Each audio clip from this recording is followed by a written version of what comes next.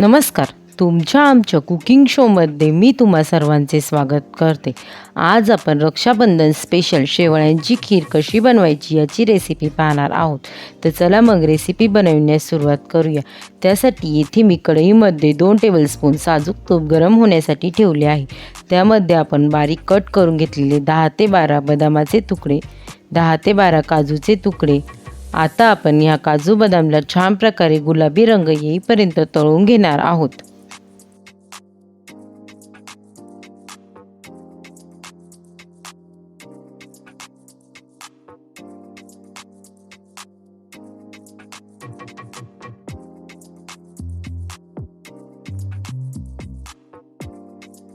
आपल्या काजू बदामला छान प्रकारे गुलाबी रंग आल्यानंतर आपण यामध्ये 1 वाटी शेवळ्या टाकून घेणार आहोत. येथे मी मार्केटमध्ये मिळणाऱ्या शिरकुर्म्याच्या लाल शेवळ्यांचा वापर करत आहे.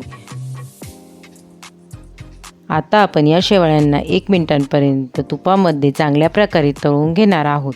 तुम्हाला जर माझ्या रेसिपी आवडत असेल तर रेसिपीना लाईक करा आणि शेअर करा व अशाच नवनवीन रेसिपींसाठी चॅनलला सबस्क्राईब करा.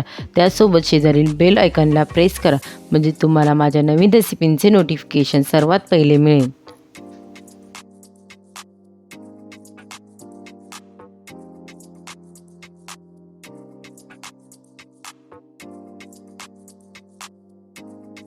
आपल्या शेवळ्यांना तुपामध्ये चांगल्या प्रकारे तळून घेतल्यानंतर आता आपण यामध्ये 1 ग्लास दूध टाकून घेणार आहोत.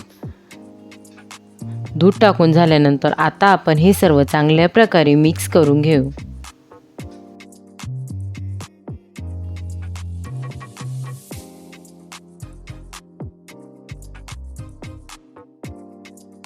हे सर्व चांगल्या प्रकारे मिक्स करून झाल्यानंतर आपण यामध्ये 1 टीस्पून वेलची पावडर टाकून झाल्यानंतर आता आपण हे सर्व चांगल्या प्रकारे मिक्स करून घेऊ.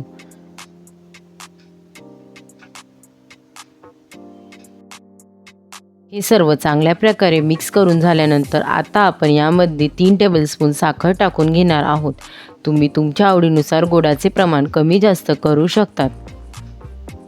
आता आपण हे सर्व चांगल्या प्रकारे मिक्स करून घेऊ.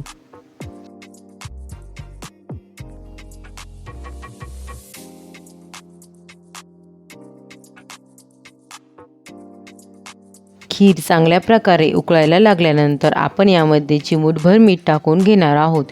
कोणत्याही गोडाच्या पदार्थामध्ये थोडेसे मीठ टाकल्यामुळे गोडाच्या पदार्थाची चव वाढते. आता आपण हे सर्व चांगल्या प्रकारे मिक्स करून घेऊ.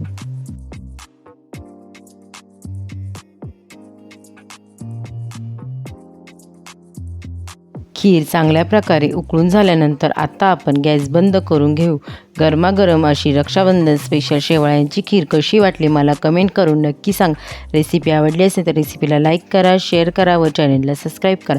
पुन्हा भेटूया आपण अशाच एका नवीन रेसिपीसोबत. तोपर्यंत सर्वांनी काळजी घ्या. बाय.